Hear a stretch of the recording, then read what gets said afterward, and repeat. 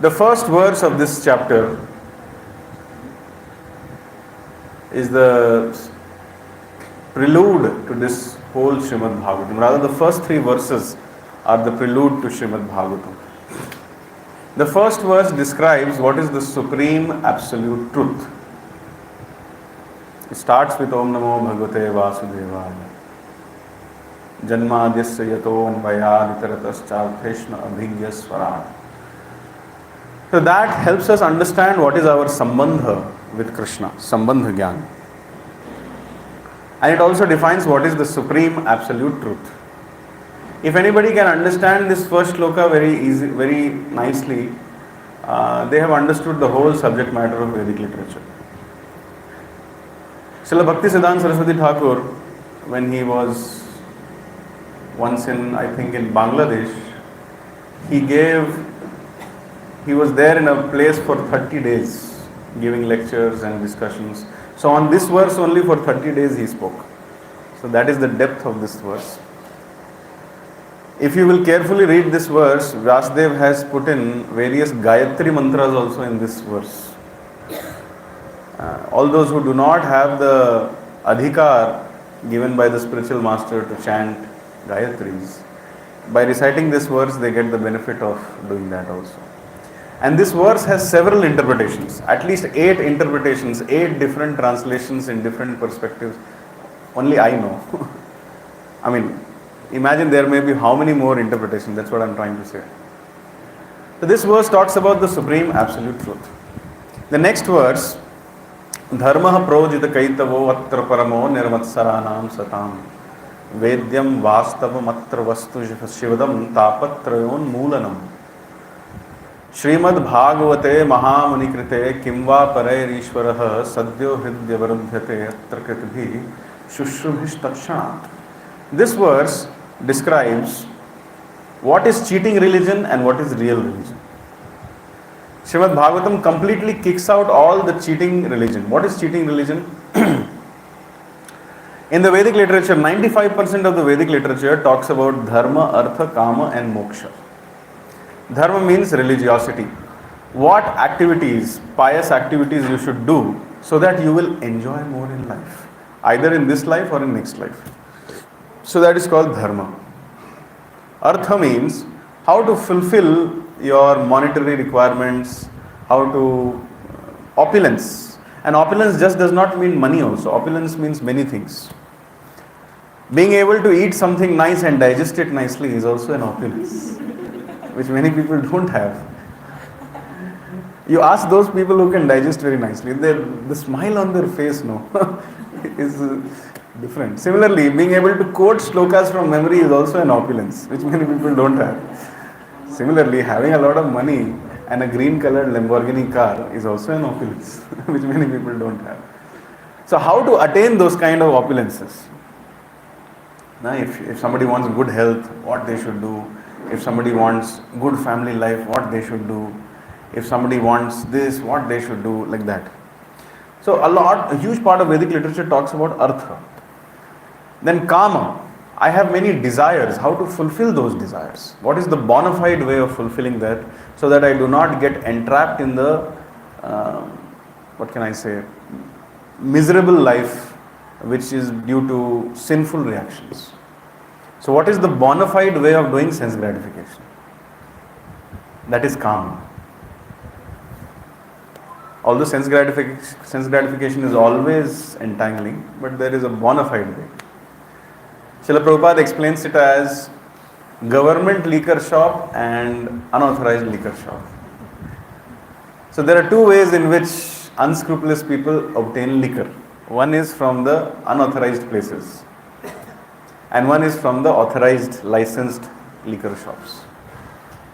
The damage is equally done in both cases, but in one case legally you will not be answerable to anybody, but in another case damage is also there and you will be beaten up also.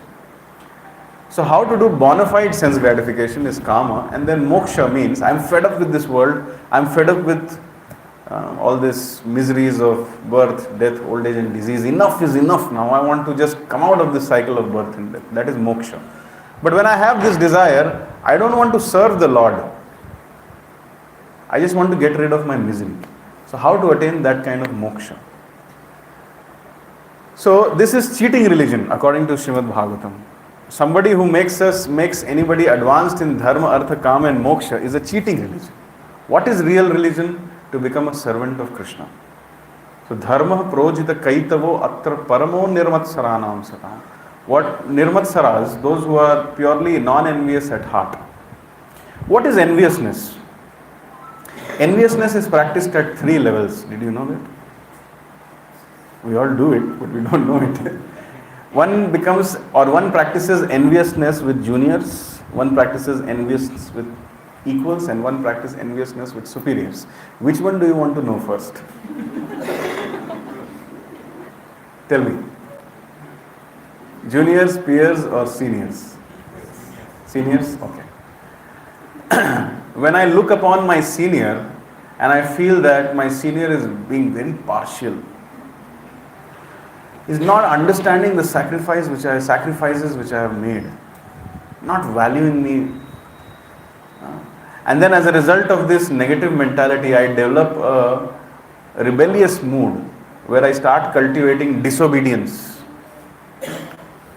where I start cultivating non-compliance, where I start, when I start a search of finding a senior who is absolutely perfect. Even Krishna has some fault, but my senior should not have any fault. So this is unknowingly we have started finding, or we are practicing enviousness with our authorities or seniors. Next is enviousness with equals.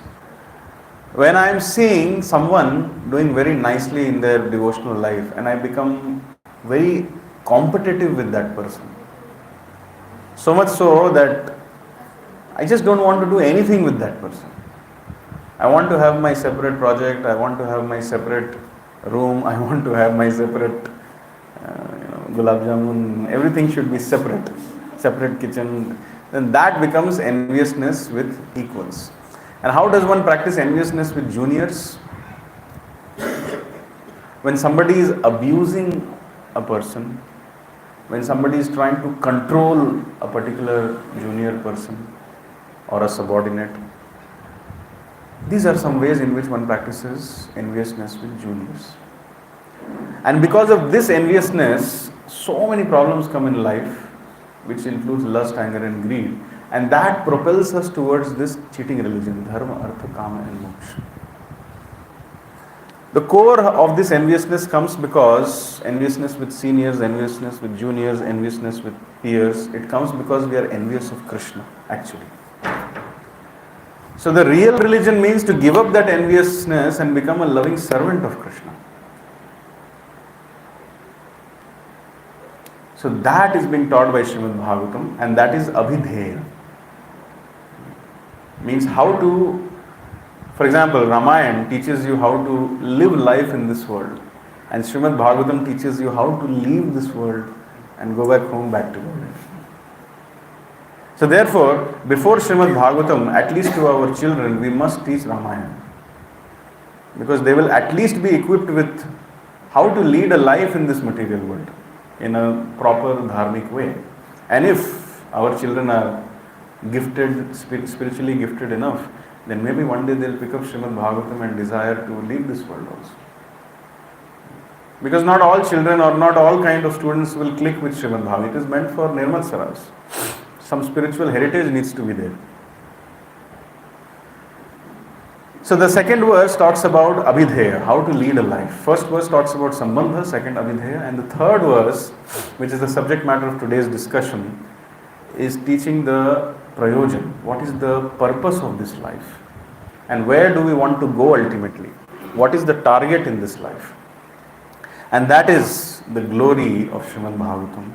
The third verse is an invitation to everybody to come and taste Srimad Bhagavatam. So now that all of you have opened it, can you please repeat with me? Nigama kalpataror galitam phalam Shuka mukhadamrita dravya samyatam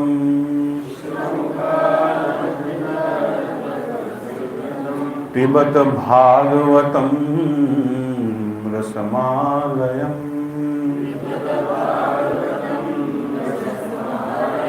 मुहुरहो रसिका भुवि भावुकाः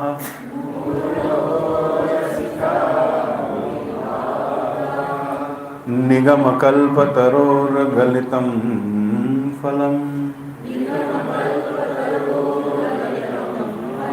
शुकमुखादमृत द्रव्यसंयुतम्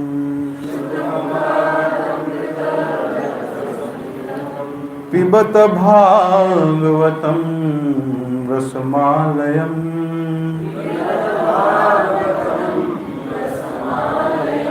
मुहुरहो रसिका भुवि भावुकाः One last time. निगमकल्पतरो गलितं फलम् शुकमुखादमृत द्रव्यसंयुतम्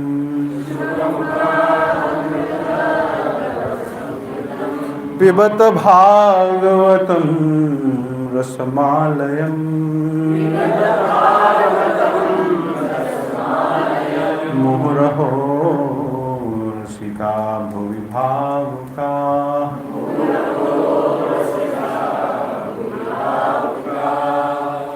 So we'll discuss this verse. Don't see the translation. First we'll discuss this verse word by word, then we'll read the translation. Nigama. No, I'm trying to explain something.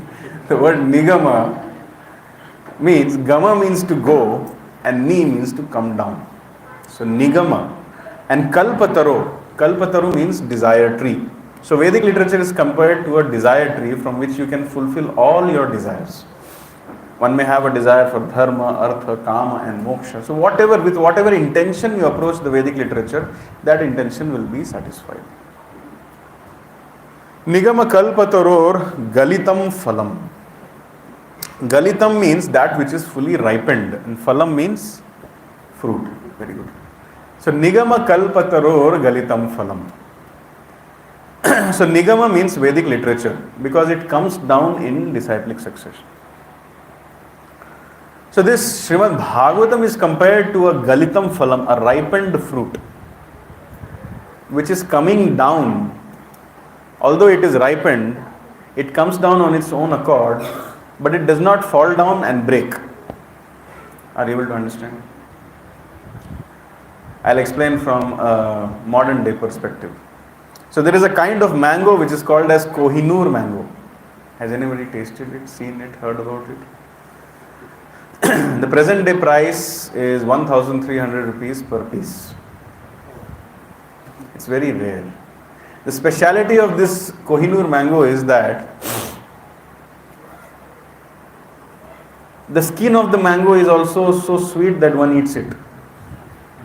The pulp is juicy as if honey has been injected in it. And the seed becomes so small when the mango becomes ripe that you don't realize that you have eaten the seed also. In sometimes there is no seed only. So where this Kohinoor mango is grown, so that time people, they put a ladder and right from down till the top of the branch there is a human chain. They break this mango, they pass it down to the next person passes it down, and then it is very carefully collected because it is very soft. Practically it has no skin, no seed and only pulp. Very easy to eat, no? So Nigama Kalpataro. So Vedic literature is like that. This Srimad Bhagavatam is the most ripened fruit of the Vedic literature, Vedic desire tree. You can get anything from the Vedas. We are all on a never-ending search for happiness. So Srila Prabhupada writes in the purport to this verse, every living entity beginning from Brahma, the first born living being within the material world, down to the insignificant ant, desires to relish some sort of taste from sense perceptions. Everybody needs some rasa, some taste in life. These sensual pleasures are technically called rasas. The sum total of all these rasas is affection or love, prema. So this is the glory of Srimad Bhagavatam.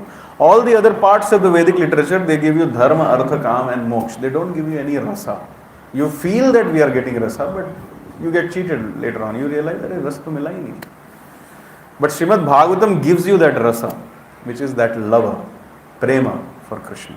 That's the glory of Srimad Bhagavatam. No other Vedic literature can give you prema except Srimad Bhagavatam. In this shloka, it is definitely stated that spiritual rasa, which is relished even in the liberated stage, can be experienced in the literature of Srimad Bhagavatam due to its being the ripened fruit of Vedic knowledge. Galitam phalam. By submissively hearing this transcendental literature, one can attain full pleasure of his heart's desire. So, Nigama kalpataror galitam phalam. Another meaning, or the second line says, Shuka mukhad amrita drabba samyutam. Shuka is the transcendental parrot, referring to Shukadev Goswami. So all those who have seen, how many of you have seen mango trees in your life? Maybe if next generation when we ask this question, very few people will raise their hand. So mango comes from Blinkit. That's what they will say. So wherever there is a mango tree, many parrots will come. If you see a mango tree from far, a green parrot enters a green mango tree, and after that you are no longer able to see the parrot. And then what does the parrot do after entering the green tree of the green mango or ripe mangoes? Will it scratch all the mangoes? Small mango only? He says only small mangoes ko attack karega. Let's say there are 100 mangoes on a tree. How many mangoes will the parrot bite? Mathematically you have to answer. Huh? Using all probability and permutation combinations. Yes, what's the answer? Very good. There is only one intelligent person looks like. Some are saying 1, some are saying 10%. Answer is only the ripest mango the parrot will bite. So parrot has this ability of understanding which mango is ripe. So therefore, whichever mango has been bitten by the parrot, intelligent men will take that mango and eat that only. Shuka mukhad amrita drabya samyutam. Shukadeva Goswami was a liberated soul since birth. Meaning to say that he did not want any material prosperity in life. There was no material prosperity in the 14 planetary systems which could allure him. He didn't want it, he was not attracted by it. So as soon as he was born, he left his father's home.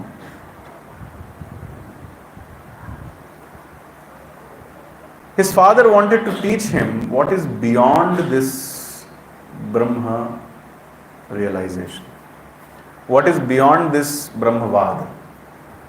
Brahman, Paramatma, Bhagavan. He wanted to give him the Bhagavan realization. So he sent few of his disciples who were reciting some verses from Srimad Bhagavatam. So there is one verse in Srimad Bhagavatam. Aho bakiyam stanakalakutam. No, don't recite. I'm trying to remember the second line. Aho bakiyam stanakalakutam jigham sayapyayayat apyasadhavi lebe gatim dhatrim kvachito tatonyam shkamva dayalum sharanam brajema.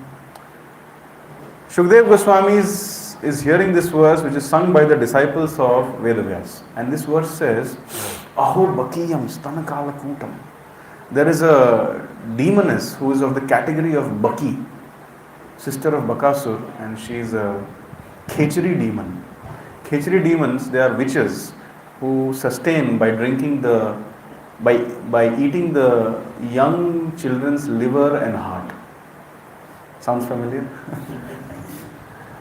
And they break a branch of a tree and sit on that branch and they fly in the sky and they go wherever they want. Some people make that stick look like a broom and they write a novel about it. But this is where the Khechari concept comes from. So this Baki, Stanakala Kutam, took a very deadly poisonous venom from a snake and she smeared it on her breast. And then she came with a desire to kill Krishna. Jigham saya. Lebe gatim dhatrim kachitotvanam.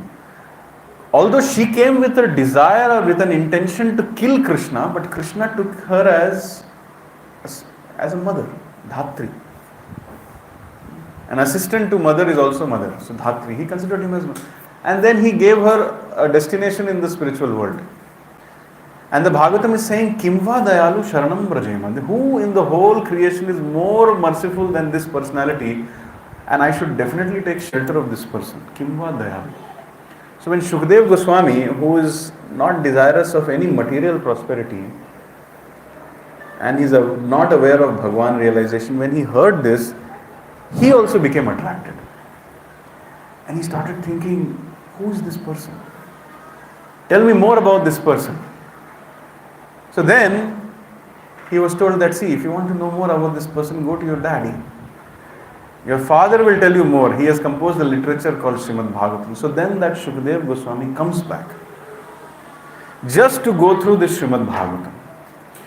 If Srila Vyasadeva would have presented, Rig Ved, Sam Ved, Yajur Ved, Athar Ved, probably Shukdev Goswami would have told you, are wasting my time. But Srila Vyasadeva only presented Srimad Bhagavatam. And by reading it, Shukdev Goswami became a devotee of Lord Krishna. So which is the only Vedic literature which Shukdev Goswami has tasted? It is in one way to say that no other Vedic literature is worth being tasted. Shuka Mukhad Amrita Drabya Samhitam. And then Shukdev Goswami at a later stage, he spoke this Srimad Bhagavatam from his own realizations, which made Srimad Bhagavatam even sweeter. So in the first canto of Bhagavatam, there is a painting where Shukdev Goswami is entering and about to speak Srimad Bhagavatam. And at that place you will say Vyasadeva, you will see Vyasadeva is also sitting, Narad Muni is also sitting. Why do these both people need to sit? They know Srimad Bhagavatam. One of them is the compiler only. But they have again come to hear because the Srimad Bhagavatam has become sweeter because it is being spoken with the personal realizations of Shukdev Goswami. So Shuka Mukhad Amrita Drabya Samritam. This Srimad Bhagavatam has become even more sweet because it is being spoken by Shukdev Goswami. That is the meaning of the second line. One lesson which we learn here is that Srimad Bhagavatam cannot be approached without the mercy of the Guru Parampara. Nigama Kalpataror. If somebody is thinking that by mental speculation or by intellectual gymnastics or by going to Varanasi and understanding 10,000 ways in which you can analyze a verse, you will understand and relish Srimad Bhagavatam, no. First of all, it has to come down in Guru-disciplic succession. Evam parampara praptam imam rajarshayo viduhu sakale neha mahata yoga nashtaha param tapa. So the saintly kings understood this Srimad Bhagavatam in a chain of Guru-disciplic succession. So in that way only it can be understood. And it has to be heard from a person who is relishing it. This reminds me of the great contribution of Srila Prabhupada, His Divine Grace, A.C. Bhaktivedanta Swami Prabhupada. Srimad Bhagavatam was relished by Parikshit Maharaj, definitely.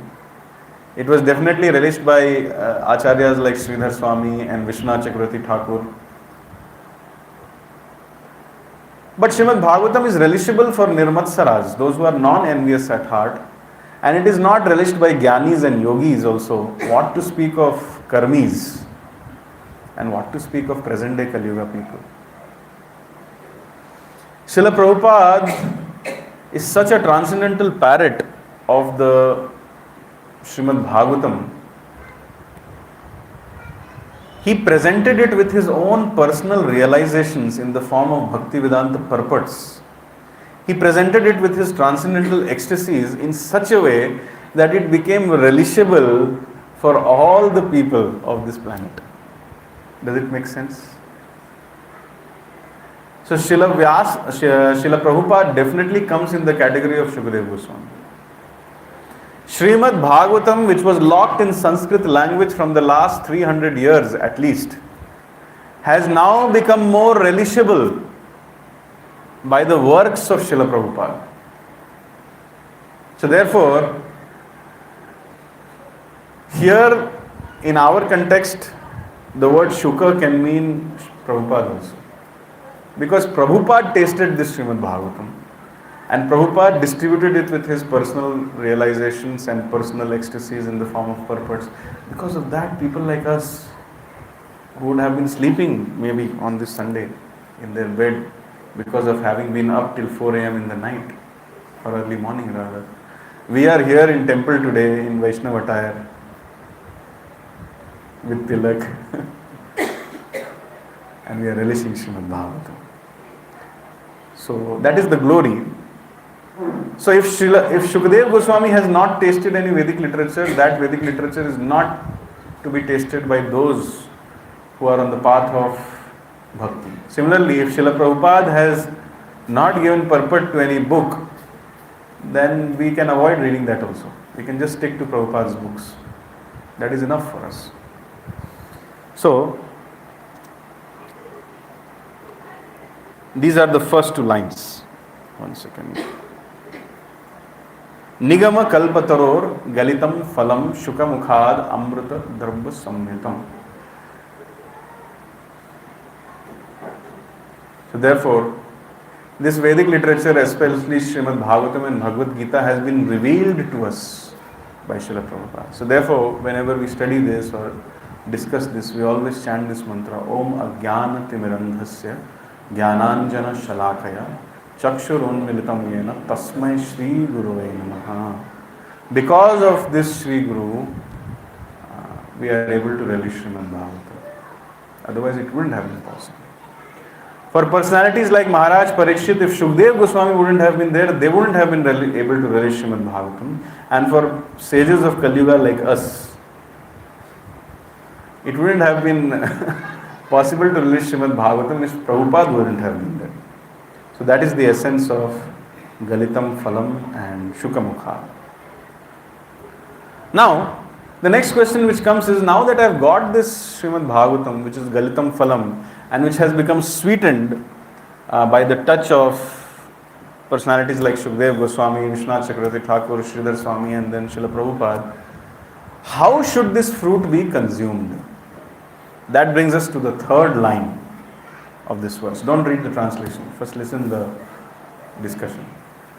The third line says, Pibata Bhagavatam Rasamalayam.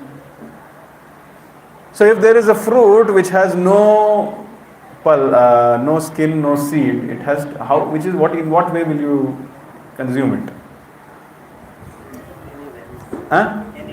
Anyway. But here the method given is pibata, drink it. So Bhagavatam is nectar and it has to be drunk. Pibata Bhagavatam Rasama Alayam. What does rasam mean? Sorry? Especially in South India, what does rasam mean? One day you can drink rasam, 2 days you can drink rasam, 3 days, 4th day you will say sambar I want. So rasam, as I explained, is rasa, is taste. So pibata Bhagavatam. So this Bhagavatam has to be tasted, or rather the aim of human life is to find taste in Srimad Bhagavatam. Your advancement in spiritual life should be judged how much taste you have in internalizing, practicing and reading Srimad Bhagavatam. Our Krishna consciousness directly depends on two things: chanting Hare Krishna and relishing Srimad Bhagavatam. That is the prayojan of this human form of life. So therefore, those human beings, those souls who have a human body and have not been able to find taste in Srimad Bhagavatam, situation is very bad. Because if we don't find rasam in Srimad Bhagavatam, then we will find rasam in rasam. Today it is rasam, tomorrow it will become some kasam. And after that, one kasam leads to another kasam.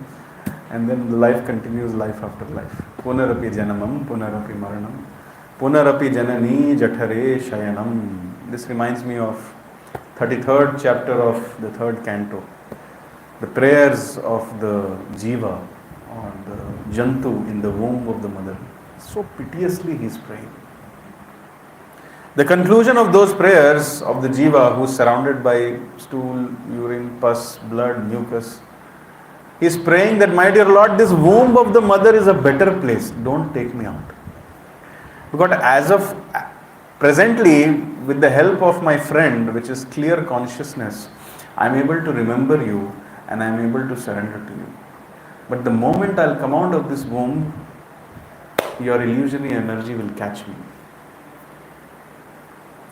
And then I will forget you, my Lord. This is a similar verse to what Queen Kunti prays in the 1st canto.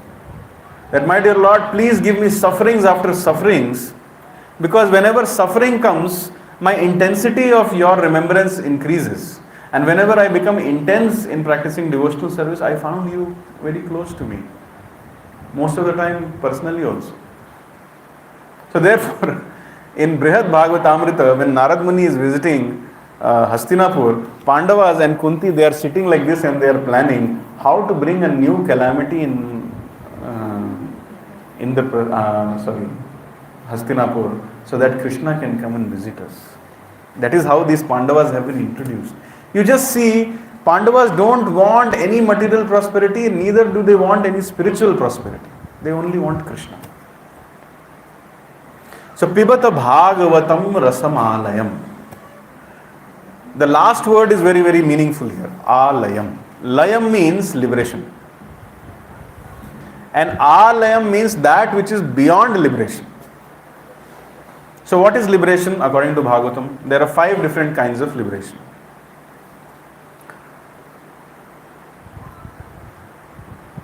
Salokya, Sarishti Samipya, Sarupya Aikatvam Apyota, Diyamanam na grinanti vina matsevanam jana. There are 5 different kinds of spiritual prosperity. Now I am not talking about material prosperity. Now we are talking spiritual prosperity. Spiritual prosperity means you are done with this material world. You don't want any of the fulfillment or satisfaction of lust, anger, greed, illusion, enviousness, attachments. You only want things which are 100% spiritual. So there are 5 different kinds of spiritual opulences. Devotees of Lord Krishna, they don't like this aikatvam, means merging in the impersonal Brahmajyoti of the Lord. They don't want that. That is like spiritual suicide. So after that there are 4 different things. Starts with Sarupya, having a form similar to like that of the Lord. Samipya, being in a place or in a planet very close to the Lord, personal service to the Lord. Or being very close to the Lord rather. Sarishti means having the same opulence like that of the Lord. The Lord has a very nice mansion, you also have a very nice mansion. And from your mansion you are saying hello to the Lord. Sarishti, Samipya, Sarupya, what is missing? Samipya, being very close. Sarishti, opulence. Sarupya, similar form. Samipya, being very close. Salokya. Salokya means being in the same planet. So the Bhagavatam says, Diyamanam na grananti vinamat sevanam jana.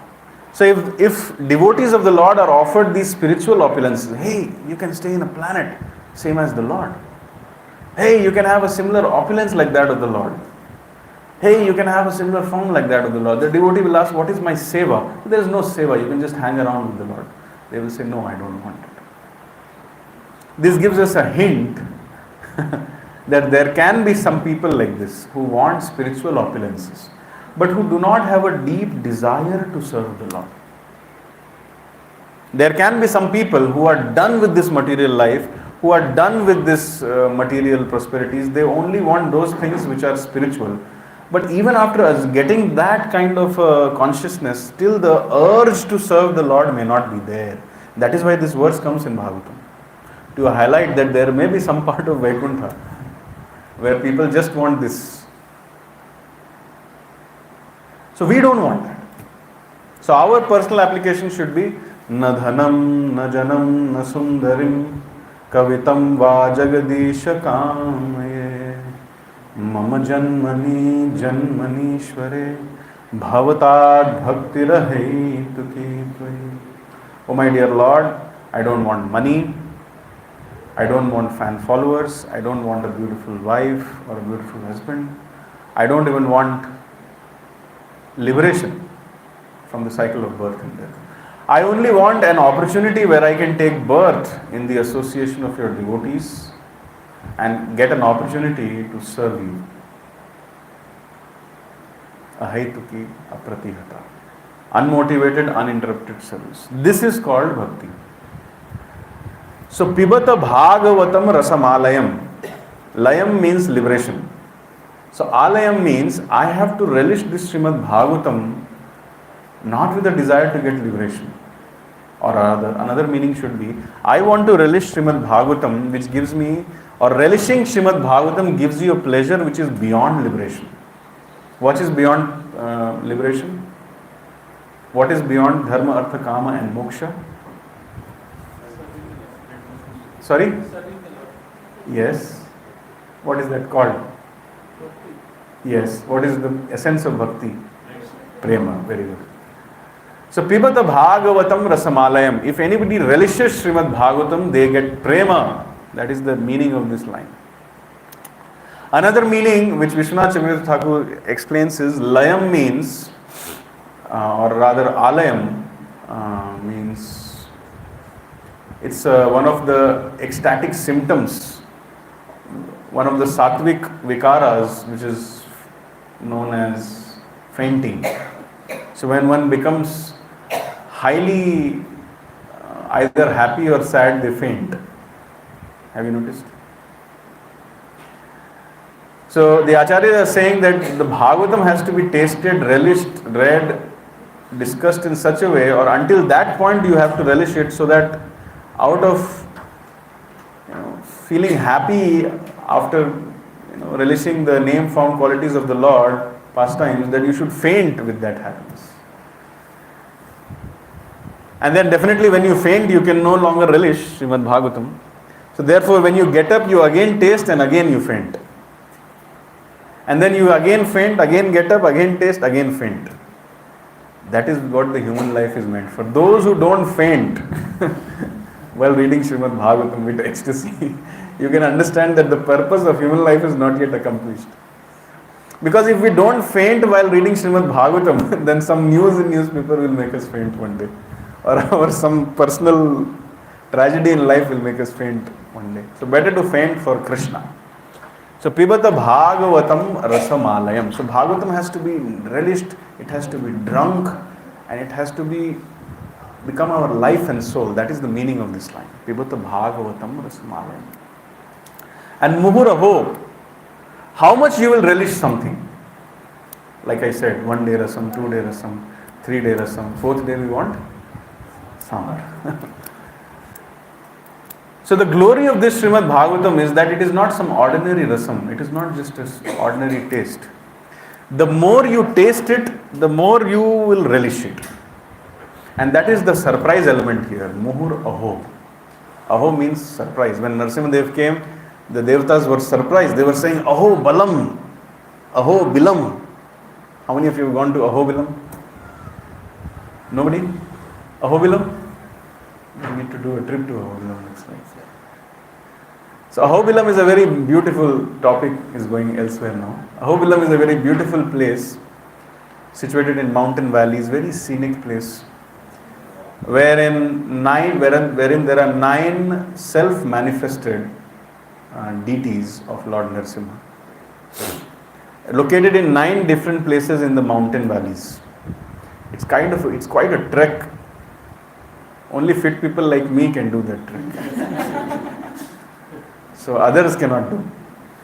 So a lot of trekking is there, and when you take darshan of those deities, there is a place called Ugra Stambha. That is the pillar which Narasimha Dev ripped apart to come out and kill Hiranyakashipu. And when he came out from there, that pillar is still there. The Devatas were saying, Aho Balam, oh what a surprise, we have never seen this kind of strength. So similarly, that word Aho also comes here last, Muhur Aho. So the surprise here is that, my dear Lord, the more I am tasting Srimad Bhagavatam, the more I am trying to internalize Srimad Bhagavatam, I am finding it more relishing day by day. Muhur Aho. And slowly I am becoming a Rasika. I have become a very expert at tasting various rasas. So therefore, those who read Srimad Bhagavatam, they will easily give up all these movies, TV serials, novels, and what all is there? Seasons and everything. Cricket matches and IPL and ICC and everything. They will all give it up very easily. So Muhuraho Rasika Bhuvi Bhavuka. Then they will come in the category of Bhavuk people. And Bhuvi means those places where Lord has enacted His pastimes. One will desire to go there. It will bring us to that stage. So basically, Srimad Bhagavatam is relished by these kind of people only. Those who are Rasikas, those who are Bhavukas. The next question which comes, I am not a Rasika. I am stuck with Rasam only. How do I relish Srimad Bhagavatam? Is anybody getting this question right now? That Srimad Bhagavatam is to be, one should faint while reading it. To that degree one should relish it. But I faint for a different reason. I go to sleep when I read Bhakti Vedanta purports. It externally looks the same. Sleeping and fainting externally looks the same. But Paramatma knows in my heart that I am not fainting out of happiness. I am fainting out of sheer boredom, and my mind is so much materially engrossed while reading Bhagavatam that I can't just continue. How many of us have slept while reading Bhagavatam? Be honest. I'll also raise my hand. Those who are not raising their hand, they have not started reading Bhagavatam, looks like. Especially the second canto. My Lord. Each purport of Srimad Bhagavatam second canto is like 6 pages, 5 pages. Sometimes we forget what the translation was while reading the purport. Whenever this happens with us, we should immediately understand that we are in a pathetic situation. The Galitam Phalam of Vedic literature is being given to us and we are falling asleep. Imagine our situation. So definitely Srimad Bhagavatam has to be relished by Rasikas, Bhavukas, who are always attached to the Bhuvi, the transcendental pastime places of Krishna. But I am in words of Srila Prabhupada, I am a rascal. How will I get that stage? Anyone of you getting this question? Hamara kya hoga? How many of you are getting this question right now? Some Rasikas are raising hand. I know some people are Rasikas. They relish, but out of humility. This is the nature of Rasikas. A Rasika always feels that he has no rasa. So solution is also given in this Rasika Granth, Srimad Bhagavatam. Please repeat with me. Sushrusho Shraddhadhanasya Vasudeva Katharuchi Syan Mahat Sevaya Viprah Punyatirtha Nishevanat. This is from the section where Narad Muni served the sages for 4 months and got taste. Vasudeva Katharuchi. So who is a Rasika? Who is a Bhavuka? One who has taste in the Katha of Sri Lord Krishna. So the method of getting Vasudeva Katharuchi is very simple. Shushusho Shaddadhanasya Vasudeva Katharuchi Syan Mahat Sevaya. By serving those devotees who are freed from all vice, great service is done. By such service one gains affinity for hearing the messages of Vasudeva. So if we want to get taste in Srimad Bhagavatam, Nigama Kalpataror Galitam Phalam Shukamukhar Pibata Bhagavatam Rasamalayam Muhuraho Rasika. If we want to get that taste, then we have to serve devotees who are relishing Srimad Bhagavatam. We have to serve the book Bhagavat. That means, first of all, we have to cultivate a habit of regularly reading Srimad Bhagavatam. What do you think? How much time should you read Srimad Bhagavatam every day to get a taste? Let's say you have, how many years do you think you have in your life from today? Any assumption? 40 years? Oh, very, very optimistic. It's a big lagta nahi. I asked one person that how many years do you think I will live? Like, Prabhu, aap 1 mahine mein mar jayenge. So let's take an average, 40 and 1 month average. Let's assume 10 years. Okay. Let's do it. So how many hours do you think I should read the Bhagavatam every day to get taste in 10 years?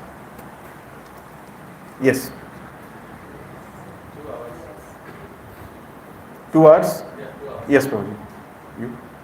Yes. 2 hours? Very good. So that brings us to 14 hours a week. Wow. Prabhu, who's planning to live for next 40 years, is telling not possible. Yes. Actually, that is the instruction of Srila Prabhupada. Srila Prabhupada has instructed that I want all my students, all ISKCON devotees to read this Srimad Bhagavatam, read my books for at least 2 hours a day.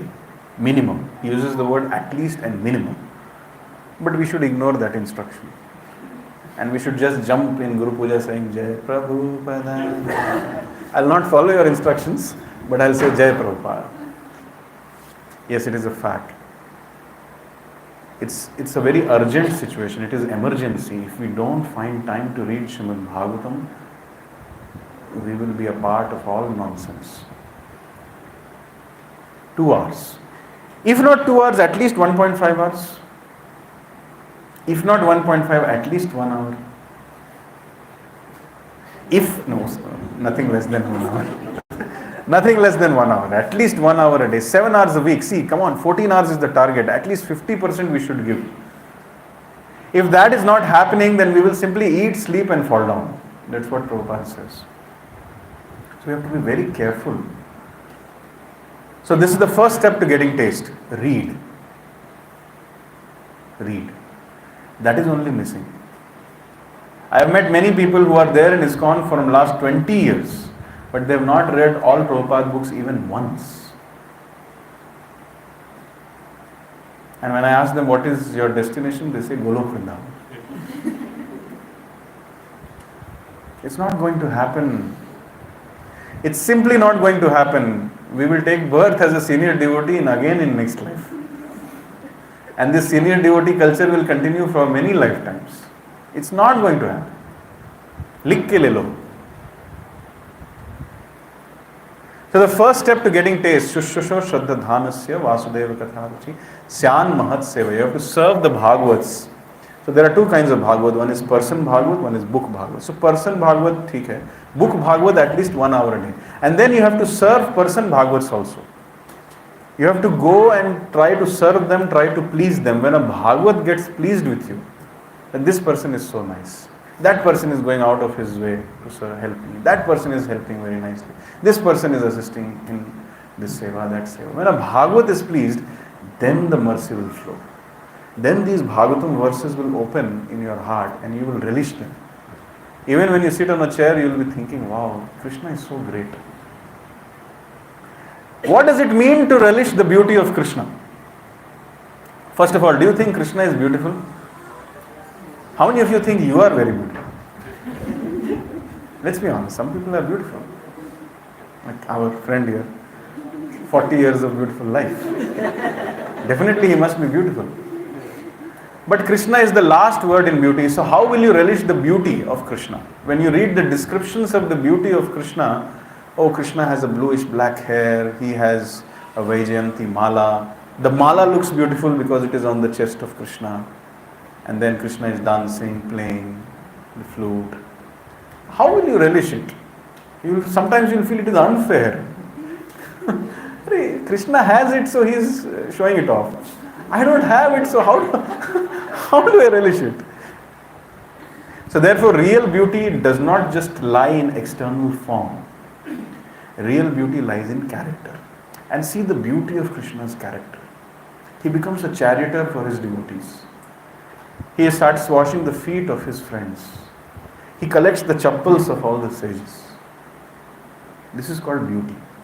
Please take note that character charms the heart more than accomplishments. You may accomplish so many things, but at the end of the day, it is character which will win everybody's heart. Beauty of the character. So real beauty of Krishna, Krishna has not charmed the minds of the people through his external form. That is, of course, completely supreme and good enough to charm. But the real reason why all the devotees want to serve him is because his character is so sweet and beautiful. Is therefore, even when Krishna comes in the form of a hog, Varahadev, that form also looks beautiful to the devotees. How can a pig look beautiful? But when Krishna comes in the form of a boar, that boar also looks beautiful because of the supreme character, infallible position, because of the Bhakt Vatsal nature. So how will you relish this beauty of Krishna? If you don't read at least for 1 hour every day, and if you don't serve a person who is relishing this beauty of Krishna, is it possible? But this is the way. How to become a Rasika, how to become a Bhavuka. Serve those devotees who are serving Srimad Bhagavatam. Serve those devotees who have relished Srimad Bhagavatam. And then try to read Srimad Bhagavatam at least 1 hour a day. Then there is some hope that within 10 to 40 years, one will get taste. And then one day while reading Srimad Bhagavatam, one will faint. And people will say, every day he faints. But then will not get up. We will actually die. In my village, there was a person. I was a very small child. I don't know his name. But I saw that he went to a temple and he was offering obeisances. He was praying something and he offered his obeisances. And he didn't get up only. So everybody said, heart attack ho gaya, heart attack ho gaya.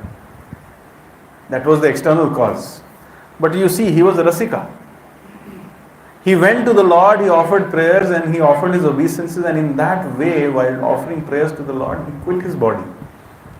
This reminds me of the glorious passing away of Bhishma Dev. He is in that category. Bhishma Dev quit his body when he wanted to quit in the presence of Lord Krishna. So this person quit his body while offering obeisances to the Lord. How will you quit your body? It is possible to quit your body like Bhishma Dev if we serve the devotees and if we serve Srimad Bhagavatam. Muhuraho Rasika Bhuvi Bhavuka. So this is the glories of Srimad Bhagavatam, as Mataji was saying. And this is the invitation. And this is the way to relish Srimad Bhagavatam. By serving. Service is the key. So this completes the entire verse description. Now we will read the translation. Please read the translation. Loudly.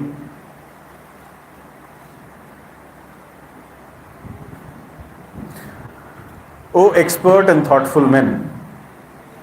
Correct, no? O expert and thoughtful men, relish Srimad Bhagavatam, the mature fruit of the desired tree of Vedic literatures. It emanated from the lips of Sri Shukadeva Goswami. Therefore, it has become even more tasteful, although its nectarian juice was already relishable for all, including liberated souls. Srila Prabhupada writes in the introduction to Srimad Bhagavatam that since Sri Chaitanya Mahaprabhu is the absolute personality of Godhead, he is both Bhagwan and Bhagavatam in person and sound. Therefore, his process of approaching the Srimad Bhagavatam is practical for all people in the world. Now listen very carefully. Another way to get taste. It was Mahaprabhu's wish that the Srimad Bhagavatam be preached in every nook and corner of the world by those who happen to take birth in India. How many of you have taken birth in India? And what do you think you will get if you fulfill Mahaprabhu's desire?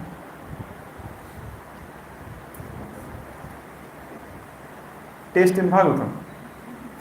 So, another way to get taste in Bhagavatam is, first step is to read it 1 hour minimum every day. way. Second is to serve those devotees who are relishing Srimad Bhagavatam. And third is to try to discuss it, preach it. I have a desire and I don't want to die with that desire.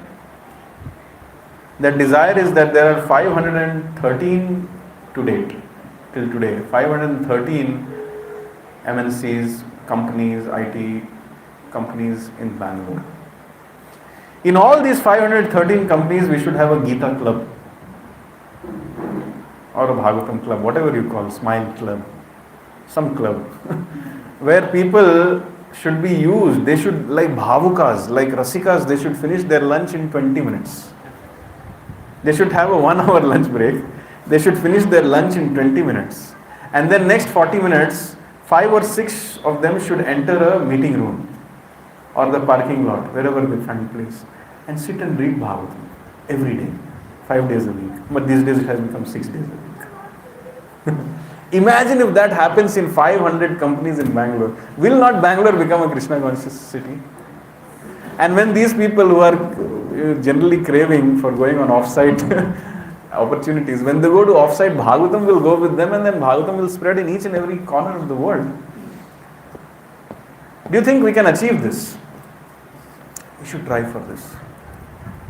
In every company, in every college, in every house, और भी जो कुछ है, सब जगह there should be Bhagavatam being discussed. Pibata Bhagavatam Rasamalayam. That is the only way. So first step is to read, second step is to serve those devotees who have relished it, and third step is to try to preach it. This is the mood and mission of Srila Prabhupada.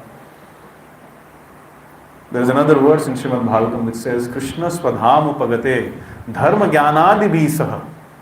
When Krishna wrapped up his pastimes and went to the spiritual world, along with him dharma and jnana also went away. Kalau nashta drishamesha. The vision of the people of Kali Yuga got destroyed. They could not understand what is good, what is bad for them. What is their self-interest, they could not see. So what helped them? Puran arko dhunoditaha. At that time this Srimad Bhagavatam came up as a glorious sun. And under the light of this Srimad Bhagavatam, everybody understood that my self-interest is Vishnu, is Krishna. That is the glory of Srimad Bhagavatam. And this understanding every living entity should have. Otherwise there is no hope. They will think my self-interest is Netflix, or my self-interest is doing some sense gratification. So we should use our intelligence in tax our brain how we can bring in this culture that read 1 hour every day, associate with those who are good at relishing this Srimad Bhagavatam, and then try to preach it. These 3 things if we can do, all our problems will be solved. And then we'll be fully focused on helping others. Then we'll become Rasika, Bhavakas. So therefore, Nashta prayeshu abhadreshu nityam bhagavata sevaya bhagavatya uttama shloke bhaktir bhavati naishtiki. Naishtiki bhakti. I want my practice of bhakti to be naishtik, to be irrevocable, to be irreversible. Nothing should come in between that. One of my major challenges in life is that I am not able to give first priority to bhakti when my mind becomes agitated. In the prayers of Bhishma Dev, he starts his prayers when he sees Yudhishthira and other Pandavas by saying, Aho kashtam, aho anyayam. Oh my dear, it has been so unfair. These Pandavas who were so righteous, so pious, so dharmic, dharmo rakshati rakshitaha, they followed dharma, but dharma also could not protect them.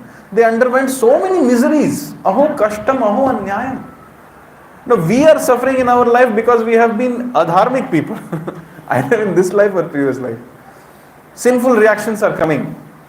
But what was the sinful reaction of these Pandavas? Nothing. But still they were suffering so much.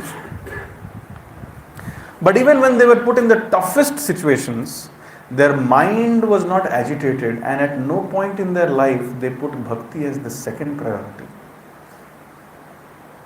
Please try to read homework. try to read the prayers of Bhishma Dev and try to understand what is the cause of suffering in the living entities' lives. Part A. Part B. What is the cause of suffering in the lives of the devotees? And why Krishna puts his devotees into miseries? If the devotee is not purified enough, he puts them into misery for purification. If the devotee is purified enough, then he puts the devotee into misery for glorification. But he will always put you in misery. Now, after knowing this, if you still want to love Krishna and read Bhagavatam, go ahead. But after hearing all this, if your mind is changing, Punarapi janam, Punarapi marana, Punarapi janani jathare shayanam, Iha samsare bahudustare, Kripaya pahi murare. So even after knowing that Krishna is a transcendental autocrat, if you can love him, that means you have taste for Bhagavatam. 6534. Taste Bhagavatam. Let other things go for a toss sometime. Because when we start tasting Bhagavatam, Kali Yuga interferes like this. What was the car number? 6534. 6534. Car number. Give up Srimad Bhagavatam and take care of this car. So with that I conclude my presentation. Just to summarize, how to relish Srimad Bhagavatam is the secret of relishing Srimad Bhagavatam, the process of relishing Srimad Bhagavatam, and the goal or the result of relishing Srimad Bhagavatam is very nicely decoded, encoded in this 1.1.3. And one of the easiest ways to do that, one may say that, okay, I am not qualified for this. The method to attain qualification is to regularly read Srila Prabhupada's books, minimum 1 hour, and then try to serve those devotees who have done this, who are relishing Srila Prabhupada's books, and then lastly try to preach it. Try to discuss this. In this way you will serve Srimad Bhagavatam, and then everything which is